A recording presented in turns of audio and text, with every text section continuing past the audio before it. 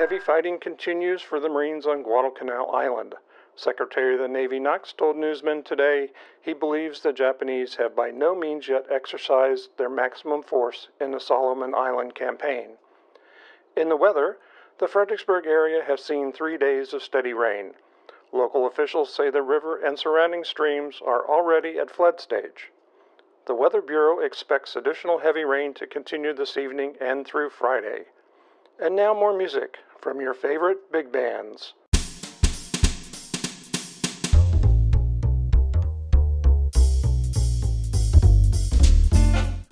City residents flock to the downtown area to see the floodwaters at the corner of Caroline and William Street.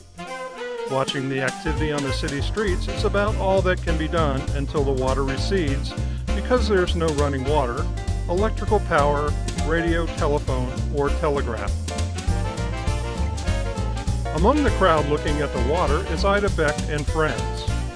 The group is being filmed by her husband Roy Beck, owner of Beck's Furniture on Caroline Street. Charlie Beck, no relation to Ida, is also looking on.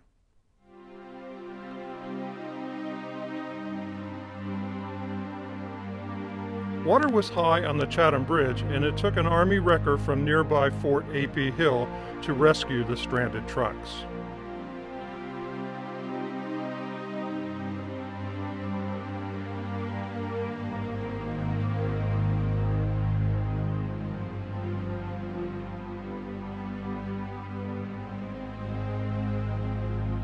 Caroline Street in 1942 was a central location for shopping and everyday needs. The 900 block of Caroline Street included the Safeway grocery store, People's Drug Store, Beck's Furniture, and many smaller shops. On Saturday, the best way to move on Caroline Street was by boat. 5 years ago, in 1937, a similar flood occurred, and downtown merchants were quick this time to move their merchandise to higher floors in their stores. Much of this work was for naught, as floodwaters reached much higher levels than in previous floods. On Saturday, the water reached its highest level and the water started to recede. Onlookers watch as merchants return to their stores and evaluate the damage. The Fredericksburg Rescue Squad units went into action on Friday evening and were on duty continually until Monday. Although the firemen had few blaze alarms, they were constantly called to one end of the city or the other for various duties. Some firemen pumped out flooded basements, rescued people trapped by high water, moved sick patients to higher floors in the hospital, delivered food to the hospital in Army jeeps, and in one instance, a fireman was dispatched to visit an evacuated home to feed the caged canary. The 14-member Fredericksburg police force literally worked until they dropped during the flood. Every man on the force worked without going home for sleep or food until he could no longer keep up the pace. The policeman would catch a couple hours of sleep somewhere around the police department, wake up, and then go back on duty.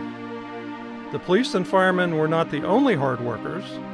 The efforts of various sailors, soldiers, auxiliary policemen, and the girls of the Mary Washington Cavalry Unit were very helpful. The Women Red Cross Canteen and Firemen's Women's Auxiliary workers, who furnished food and coffee night and day for police and rescue workers, were also extraordinary.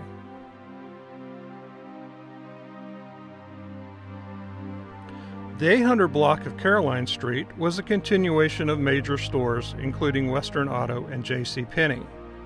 Many local stores were also included in this block, including Miller Specialty Store, Washington Woolen Mills, dry cleaner shops, and several restaurants. This section of film was shot by Francis Hicks and includes the 500 block of Caroline Street. The little boy sitting at the Elks Lodge is Joe Hicks, the son of the photographer.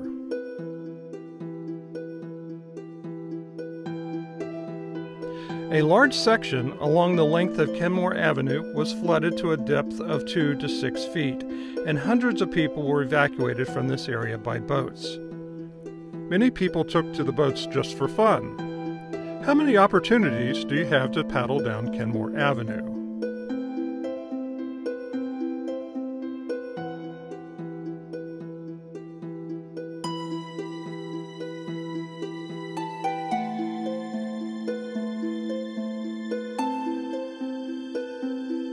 The Mary Washington Hospital was severely hampered by the flood. It would take several days for it to be back to normal operations. For many hours, the hospital was without lights, heat, or means of cooking. The patients were moved to the hospital's upper floors, and food was sent to both patients and staff from the Red Cross kitchen. Floodwaters reached the southern section of Kenmore Avenue and around the railroad overpasses. Several factories were flooded, including the G&H plant at Hanover Street. The Harris Garage was located in the 1300 block of Princess Anne Street, just up the block from the historic Kenmore Inn. Many residential neighborhoods were flooded, including this unknown area. The Falmouth Bridge, in place in 1942, had been damaged several times over the years. Plans were already well underway to make improvements to this bridge. Concrete pillars for the new bridge were put in place in the spring of 1942, but the war effort placed restrictions on the use of steel and construction was stopped. Within days after the flood, the government granted a priority on 1,500 tons of steel for the new bridge structure. The new Falmouth Bridge was opened in 1943.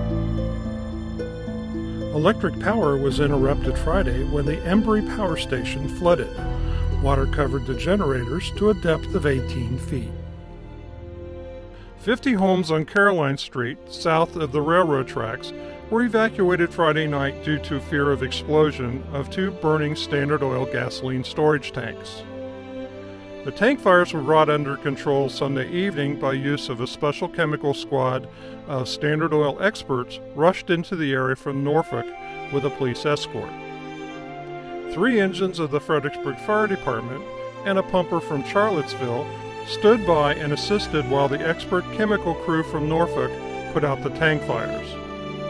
The Charlottesville pumper supplied water, while the Fredericksburg firemen cooled the hot tanks with streams of water. The Falmouth community nearest the Rappahannock River and in the vicinity of Falls Run was a scene of desolation, perhaps worse than anything in the city of Fredericksburg. More than 50 of the 139 Falmouth families were driven from their homes, as many buildings in this low-lying area were completely inundated or destroyed. A detachment of Marines from Quantico arrived to help the village mop up. The Marines provided food, cots, and fire apparatus during the emergency. Along King Street in Falmouth, the brick homes of Basil Gordon and the Conway House, which both stand today, were flooded, but the wooden homes next door were destroyed. During the flood, St. Clair Brooks of Falmouth kept in constant touch with Chester B. Goulrick, chairman of the Red Cross Disaster Preparedness and Relief Committee in Fredericksburg, from the time the flood damage became apparent Thursday night until it had abated. Fredericksburg was kept fully informed of the situation in Falmouth and the village needs.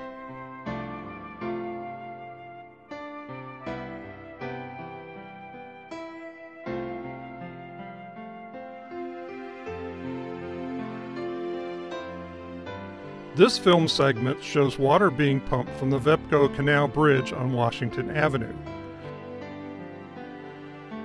The city water supply was severely impacted due to the flooding. On Sunday, the city water reservoir was empty and a limited amount of water was pumped into the city mains using fire trucks. The water pressure was insufficient in many homes for water to reach the faucets. Water pressure returned to Fredericksburg homes on Monday, October 19th, after 3 days.